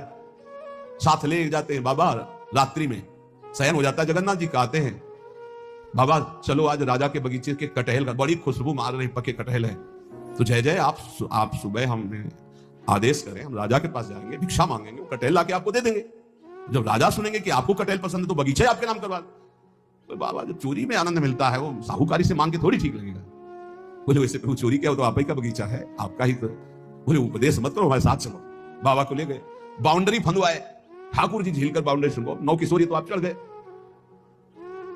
बाबा आप ऊपर कटहल के पेड़ में, वो बहुत पका है। बोले अनीति मत करो, जय जय आप 9 किशोर आप चढ़ो, हम नीचे हैं। बाबा तुम चढ़ो, हम नीचे से बताते रहे। जो ही कटहल एक तोड़कर पका फेंका, वाह वाह बाबा बहुत। अरे बोले जय जय इतनी जोर से वाह वाह कह रहे हो कि चौकीदार सब जान जाएंगे, पिटवाओगे आप हमें। फिर दूसरा जो फिर वाह वाह, तो दरवाजा खुला, चौकीदार आया, आप तो अंतर ध्यान हो गए, पकड़ गए माधोदास। रात्रि का समय तो 10-5 डंडा होता, पर जब देखे कि कौन है तो पता चला कि तो माधोदास बाबा। तो सुबह राजा के सामने पेशगी हुई। राजा तो उतर कर साष्टांग दंडवत हुआ, अरे महाराज आप आदेश कर देते तो जितने कटहल लगे सब आपकी कुटिया भिजवा देते, आप ऐसा। बोले आप आदेश कीजिए, आप ऐसा। अरे बोले हम क्या आदेश करें, क्या तुम्हें बताएं। समझाया था कि सुबह राजा के हाथ से भिक्षा मांग लाए, पर वो बोले कि ऐसे ज्यादा आनंद आएगा। तो आनंद तो हमें आया महाराज, देखो पूरे डंडा बने हुए तुम्हारे चौकीदार। मतलब क्या? बोले जगन्नाथ जी साथ थे ऐसा। अरे बड़ा अपराध बन गया। सुबह ही पूरा सब जाके जगन्नाथ जी को समर्पित कर। बड़े बड़े सिद्धों को पिटवाना। अब वो कहीं भोजन मांगने नहीं जा रहे, रात दिन भजन में डूबे हुए हैं। अपना थाल अपने पार्षदों से जो भोग में लगा सजवा करके आप दिव्य पार्षदों से गायब करवा दिया। माधवदास बाबा के पास, बाबा पा लीजिए, प्रसाद आया जगन्नाथ जी का। हाँ अभी रख दो, फिर हम धो के रख देंगे बाहर से लेकर। अब प्रगट पार्षदों ने देखा थाले गायब। अब पूरी हल्ला मच गया, जगन्नाथ जी का थाल गायब भोग का। जब माधवदास बाबा भजन से उठे, वो प्रसाद पाया और समुद्र से धोकर अपनी झोपड़ी के ऐसे कुटिया के ऐसे किनारे किसी ने बताया थाल तो वहां धुलई मंजी रखी हुई है जगन्नाथ महाराज जी की माधोदास बाबा के पास। वहां गए तो देखा था, बोले ऐसा चोर। अब ये भी नहीं सोचा कि जब भोग लगता है तो सब पार्षद ऐसे बैठते हैं, पर्दा लगता है, वहां से थाल कौन ले जाएगा। बड़ी पिटाई की माधोदास। माधोदास बाबा इसलिए पिटाई को सुखपूर्वक सह रहे थे कि महाप्रसाद पाया है तो ये भी प्रसाद पा लो। अब थाल लेकर के भूखे हैं तो थाल आप भिजवा रहे हैं, आप ला रहे हैं, पिटाई आप कर। इनकी रहस्य को समझना बड़ा कठिन, इसलिए ये कभी ना समझे कि ये गाली देने वाला कोई और है, ये पीटने वाला कोई। प्रभु पिटवाते हैं, प्रभु ही पुजवाते हैं, दोनों काम कराते रहते हैं, बैलेंस बराबर बना के चलते हैं। पक्का समझना है। सहनशील, कोई डर रहा होगा कि यार ज्यादा भक्ति करने पे पिटवाते हैं। ये सिद्धों के साथ करते हैं, आपके साथ नहीं खेलेंगे। बच्चों को भारी वजन उठाने को नहीं दिया जाता, अपने लोग बच्चे हैं इसलिए चिंता मत करना कि आपकी भी परीक्षा होगी। ये सिद्धों के साथ खेलते हैं। सहनशील, आशय उदार, अति धीरज सहित विवेकी, अत्यंत धैर्यवान और विवेकवान, सद असद का ज्ञान रखने वाले को विवेकी कहते हैं। सत्य वचन, साधु के वचन सत्य होते हैं, इसलिए कभी असत्य न बोले। सत्य वचन सबको सुखदायक, जब बोले तो विचार करके बोले, और ऐसे वचन बोले जिनमें दूसरों को सुख मिले। ये बचने का दरिद्रता, वचन में दरिद्रता क्या, कोई पैसा लगता है। बड़े मीठे वचन बोलो बना के, दूसरों को सुख पहुंचाने वाले हितकर सत्य वचन बोलो। और गहि अनन्य व्रत की, अपने इष्ट का अनन्य होगा, ये होता संत की पहचान। बोले इंद्रियजित, 5 ज्ञानेंद्रियां 5 कर्मेंद्रियां उसके बस में होंगी, पर अभिमान न जाके, इंद्रिय विजयी होने का अभिमान नहीं होगा। तो बोले करे जगत को पावन, ऐसा महात्मा सारे संसार को पावन करने वाला होता है। भगवत रसिक तासु की संगति, तीनों ताप न सावन, ऐसे संतों की संगति तीनों ताप, दैहिक दैविक भौतिक सब तापों का नाश करने वाला होता है। तो श्रीपाद कहते हैं कि वृंदावन में यदि ऐसे रसिकों का संग मिल गया तो आप ये जान पाओगे कि वृंदावन में जो कुकर शुकर जीव जंतु हैं सब भजनानंदी परमहंस है, महापुरुष है। वृंदावन मनु विंदाम में हम अपनी देहम स्व सुकरादि नाम। इसलिए मैं भी इच्छा करता हूं कि मेरा शरीर अगर छूटे और प्रियालाल ना मिले तो मैं सुअर कुत्ता वृंदावन का बनूं, बाहर ना बनूं। और यहां का सिद्धांत है, यहां जिसका शरीर छूटता है उसे बाहर नहीं भेजा जाता। कीड़ा मकुड़ा पशु पंछी जो भी बनेगा वो यहीं का बनेगा। मेरा जन्म वृंदावन में ही हो, किंतु अन्य जगह देव शिरोमणि दुर्लभ शरीर मुझे ना मिले। मुझे वृंदावन में सूकर कुकर आदमी बन, क्योंकि यहां कभी रसिकों की जूठन मिलेगी, प्रियालाल के गुण गाने वाले रसिकों के दर्शन होंगे, प्रियालाल का यश सुनने को मिलेगा, और जब इसी रज में शरीर छूटेगा तो प्रियालाल की प्राप्ति हो जाएगी। संत वचन, महापुरुषों ने जगत मंगल के लिए उपदेश किए हैं। ये जो पीछे आपने सुना होगा यम नियम धारण करना चाहिए, अगर यम नियम धारण करता है तो उसमें बड़ी दिव्यता आती है। यम नियम आसन प्राणायाम प्रत्याहार धारणा ध्यान समाधि यो अष्टांगानी, योग के ये 8 अंग हैं, 8 अंग हैं। यम नियम आसन प्राणायाम प्रत्याहार धारणा ध्यान और समाधि, ये अष्टांग योग कहलाता है। पर यम नियम हर उपासक के जीवन में होना चाहिए, चाहे जिस मार्ग का हो। ये यम नियम सब संप्रदाय सब उपासकों के जीवन में होते हैं। क्या यम? ये 5 होते हैं। अहिंसा सत्य आस्तेय ब्रह्मचर्य अपरिग्रह यमाह, ये यम। किसी की हिंसा न करना, सत्य आचरण, सत्य भाषण, सत्य विचार, किसी की चोरी न करना, सदैव ब्रह्मचर्य का पालन या गृहस्थ में उचित ब्रह्मचर्य का पालन, और अपरिग्रह, किसी से भी दान ना लेना, ये यम है। अगर यम का पालन किया जाए, अपरिग्रह स्थैर्य जन्म कथंतः संबोधा, अगर किसी से जिंदगी भर कोई दान ना ले, यम का और नियम का पालन करे, तो उसे कई जन्मों की स्मृति प्राप्त हो जाएगी। जैसे इसमें ब्रह्मचर्य, अपरिग्रह, आस्ते, चोरी ना करना, सत्य बोलना, किसी की हिंसा ना करना, ये 5 यम हैं। इनमें अपरिग्रह, जो इन 4 यमों का पालन करते हुए 5वां अपरिग्रह, कभी किसी का दान न ले, आकाश वृत्ति से प्राप्त हुई भिक्षा या माधुकरी वृत्ति से प्राप्त हुई भिक्षा को कभी दान नहीं कहते। जो किसी से हाथ फैला के लिया जाता है उसे दान कहते हैं। आकाश वृत्ति से जो हमें भगवान बैठे बैठे दे दे, अजगर वृत्ति, ये माधुकरी वृत्ति, ये संतों के लिए रखी गई। और गृहस्थ में तो दान लेने का कोई सवाल ही नहीं, धर्म पूर्वक कमाओ और दूसरों की सेवा करना वो बात है। लेकिन तीर्थयाटन या कहीं भी जाकर कई बार मना किया है, आप गृहस्थ हो, अपनी मेहनत की कमाई का खाओ, भले आप चना चबेना से समय काटो, लेकिन किसी की हलवा पूरी दी हुई मत खाओ, क्योंकि आपके पुण्य बच जाएंगे। कितनी बड़ी बात है। यही यम का पालन कर रहे थे भीष्म पितामह जी। ब्रह्मचर्य, सत्यवादी और अहिंसा। अहिंसा का तात्पर्य बहुत सूक्ष्म होता है। जो धर्म विरुद्ध आचरण करने वालों को धर्मयुक्त दंड देता है वो हिंसा नहीं मानी जाती।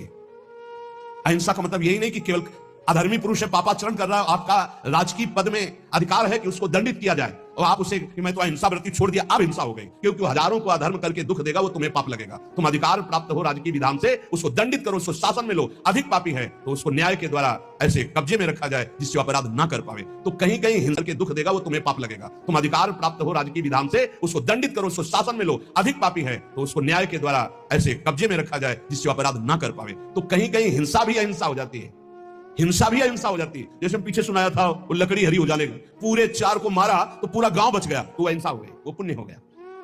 भीष्म पितामह जी को भगवान से कह रहे कि मुझे 100 जन्म की पूरी याद है, पीछे मैंने कोई ऐसा पाप नहीं किया जो ऐसा भोग रहा हूं। ऐसे ये जो पूर्व जन्मों की स्मृति है, ये यम धारण करने से प्राप्त हो जाती है। अहिंसा, सत्य, चोरी ना करना, ब्रह्मचर्य धारण करना और किसी से परिग्रह न लेना, दान न लेना। दान लेने से बहुत हानि होती है, बहुत हानि होती है। दान लेने में खुशी नहीं होना चाहिए कि हमें कोई बहुत महंगा स्वेटर दे रहा है, बढ़िया घड़ी दे रहा है, खूब रुपया दे रहा है, ये बहुत घाटे का है। नासवान वस्तुओं से अविनाशी भजन का हिस्सा बटा देना, ये कोई बुद्धिमत्ता नहीं है। सहज में काम चलाओ और खूब भजन करके जगत मंगल करो, भजन करके भगवत प्राप्ति करो। देखो कितनी बढ़िया बात कह रहे हैं। अपरिग्रह स्थैर्य ये जन्म कंठता संबोधा, अनेक जन्मों की वो याद बैठे बैठे कर सकता है। पूर्व जन्म में मैं कौन था या पूर्व जन्म में आप कौन थे। जो किसी का कभी दान नहीं लिया और अखंड ब्रह्मचर्य से रहता है, सत्य बोलता है, चोरी नहीं करता, किसी की हिंसा नहीं करता, जो ब्रह्मचर्य से रहता है, ब्रह्मचर्य प्रतिष्ठायाम वीरेलावः, ब्रह्मचारी जैसा कोई बलवान नहीं होता। शारीरिक बल कोई बल नहीं कहा जाता, ब्रह्मचर्य में सामर्थ्य होती संकल्प बल की। जाओ ऐसा, फिर वैसे ही होगा। अध्यात्म बल बहुत बढ़ जाता है ब्रह्मचारी का, आत्मबल बहुत बढ़ जाता है। कहीं भी वो भयभीत होना, कहीं भी शंका कर लेना, कहीं भी पराजित हो जाना उसके स्वभाव में नहीं होता। जो ब्रह्मचारी होता स्वभाव में नहीं होता। ये खास बात होती है। भगवान परशुराम जी के पास जब अंबा जी गई, अंबा जो काशी नरेश की 3 राजकुमारियों में एक सी थी, उन्होंने कहा कि मैं आपसे सहायता चाहती हूं भृगुवर, मैं आपकी शरण में हूं, शरणागत की रक्षा करनी चाहिए। बोले पहले तो तुम्हारा स्त्री स्वरूप है, वैसे ही अधिकार बनता है रक्षा का। दूसरा तुम शरण में हो, बोलो कौन त्रिभुवन में ऐसा है जो तुमको कष्ट दे रहा है। बोले पहले वचन दो कि मैं उसको मारूंगा।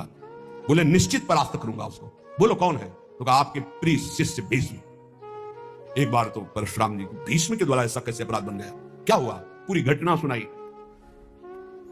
तो उन्होंने कहा वैसे तो उन्होंने ऐलान किया था कि मैं हस्तिनापुर नरेश के लिए इन राजकुमारियों का अपहरण कर रहा हूं। उन्होंने ये तो नहीं कहा था कि मैं अपने लिए, उसी समय तुम्हें बोल देना था कि मैं सालों से प्रेम करती हूं, तुम्हारी त्रुटि रही। तो उनका भगवान मैं समझ रही थी कि आपके शिष्य आप पक्ष लेंगे। बोले बिल्कुल पक्ष नहीं लूंगा, तुम शरणागत हो, तुम्हारे लिए मैं मेरी आज्ञा का पालन करेगा। अखंड ब्रह्मचारी भीष्म जी और अखंड ब्रह्मचारी भगवान परशुराम जी, दोनों सत्य पे हैं, दोनों महान हैं, पर एक गुरु है एक शिष्य है।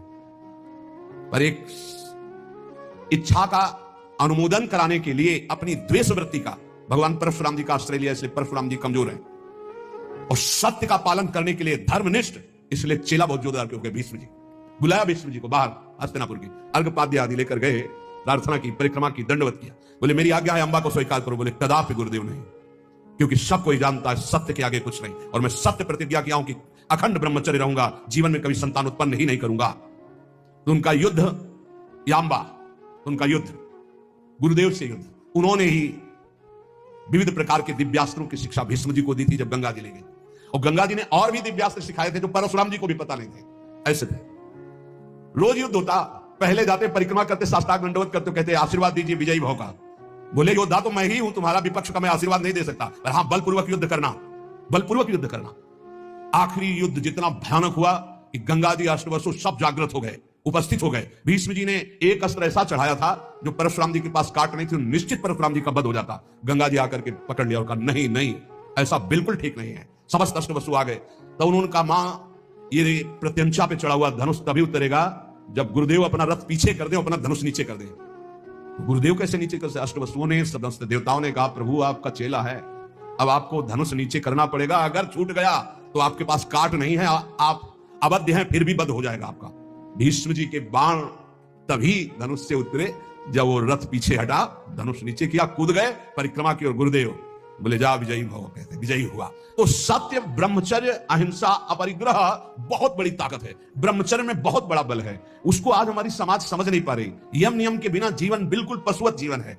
यहां कह रहे हैं ब्रह्मचर्य प्रतिष्ठायाम वीरलाभः, महान बल, जो चाहो आप कर सकते हो संकल्प के द्वारा।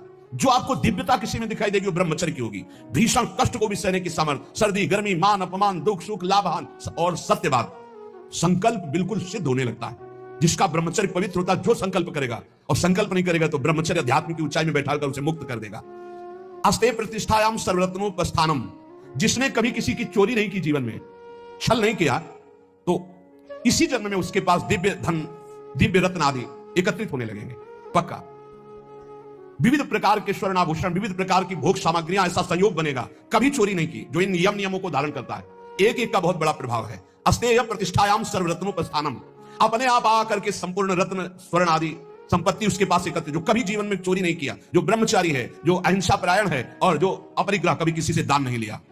वैसे भी लिखा हुआ है कि जो धर्मात्मा पुरुष धर्म से यम नियम के द्वारा चलता है, तो जैसे समुद्र में बिना बुलाए हुए सारी नदियां जाती है, ऐसे चारों तरफ से संपत्ति उसको घेरने लगती है, सुख सुविधा उसको घेरने लगती है, जो धर्म पूर्वक चलता है।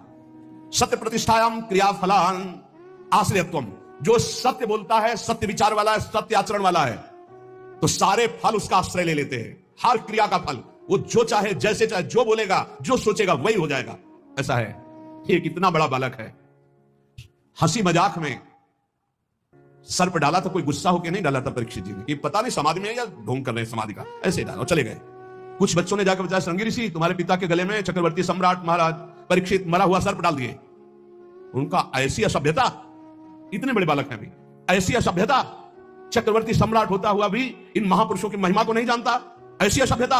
ये समझता है यही दंड धारण करता है, देखो मैं ब्रह्म ऋषि बालक हूं, इसको दंड देता हूं, आज के 7वें दिन तक सर्प इसे काटेगा, मरेगा। इतने बड़े बालक है। जवान से निकली हुई हर बात, जब उनके पिता सुधी में आए, सांप हटा के दौड़ के आके श्रृंगी ऋषि लिपट गए। उनका रोने की क्या जरूरत है, मरा हुआ ही सर्प तो था। उनका पिताजी, अपमान है आपका। अपमान तो उस राजा का हुआ, धर्मात्मा राजा आया हुआ था, आश्रम में आया हुआ राजा अतिथि था, हमें चाहिए था हम जल पिलाते, हम उठकर अर्घ देते, पर मैं बाह्य था ही नहीं, बाह्य दशा में, समाधि दशा में अंतर था। वैसे तो अपराध मेरा ही बना कि राजा धर्मात्मा आया और मैंने स्वागत किया। बोले प्रभु हमने तो उसको दंड दे दिया, क्या 7 दिन में तक्षक डसेगा। इतने बड़े धर्मात्मा राजा को ऐसा साप, मतलब पिता की भी सामर्थ्य नहीं कि उसे नष्ट कर सके। बोले साप तो अमोघ है तेरा, क्योंकि तू ब्रह्म ऋषि बालक है। कुछ ऋषियों को भेजा, जाओ परीक्षित को बता दो तुम्हारा 7 दिन में जो कुछ कल्याण करने का उपाय कर लो, नहीं 7वें दिन तक काटेगा और निश्चित काटेगा और तुम्हारी मृत्यु हो जाएगी। ये है सत्य में स्थित रहना। सत्य प्रतिष्ठायाम क्रिया फलाश्रयत्वम, जो बोले, जैसा सोचे वैसा ही हो जाए। अब आज सत्य नहीं जबान में झूठा है तो सब पूरा जीवन ही झूठा है। अहिंसा प्रतिष्ठायाम तत्सन्निधौ वैर त्यागः, जो कभी किसी को दंड नहीं देता, शारीरिक मानसिक वाचिक, तो सांप हो, बिच्छू हो, हिंसक कोई भी जीव हो या कोई दुष्ट हो, उसके सामने आके घुटने टेक देगा, वैर नहीं रहेगा। ये अहिंसा का उसके ऊपर प्रभाव होगा। फिर शौच संतोष तपा स्वाध्याय ईश्वर प्रणिधानानि नियमाः, शौच, संतोष, तपस्या, स्वाध्याय, ईश्वर शरणागति, ये 5 नियम है। यम नियम जिसके अंदर सब सुख संपत्ति आ जाएगी, लेकिन यम नियम छोड़ करके मनमानी आचरण करने वाले सब दुख विपत्ति आ जाएगी। सो है, देख लो यम नियम कौन धारण कर रहा है, जानते ही नहीं कि यम नियम है क्या, क्योंकि जानने के लिए शास्त्र स्वाध्याय संत संग चाहिए, वो तो बड़े भाग्य से मिलता है। 5 यम जिनका फल सुन चुके, यम अहिंसा सत्य अस्तेय ब्रह्मचर्य परिग्रह, नियम शौच, शौच शरीर को पवित्र रखना, वस्त्र पवित्र रखना, ये इनका बहुत बड़ा प्रभाव है। इसको ऐसा ना समझा जाए कि खिलवाड़ है। अगर शौचाचार का नियम आप पालन करते हैं तो शौचा स्वांग जुगुप्सा परई रसंसर्गः, इसका फल होगा कि शरीर से आपको वैराग्य हो जाएगा, अपने शरीर से, और काम भोग भोगने की इच्छा का नाश हो जाएगा। जितना अपवित्र शरीर रहता है उतना ही कामी पुरुष होता है वो, ध्यान रखना। जो दूसरे के शरीरों का स्पर्श नहीं करता, अपने शरीर को पवित्र रखता है, वस्त्र पवित्र, शौचाचार का नियम, तो उसको शरीर संसर्ग की इच्छा का नाश हो जाएगा, काम भोग की इच्छा का नाश हो जाएगा। बड़ा प्रभाव है इन यम नियमों का। शौचाचारत जुगुप्सया, अपने शरीर से उससे वैराग्य हो जाएगा, घृणा हो जाएगी, शरीर राग नष्ट हो जाएगा। और परैर संसर्गः, दूसरे शरीर का संसर्ग करने की इच्छा का नाश हो जाएगा, काम वासना नहीं रहेगी, जो पवित्र शरीर और वस्त्र रखता है। संतोष, संतोष ये बहुत बड़ी अंतःकरण की उपलब्धि।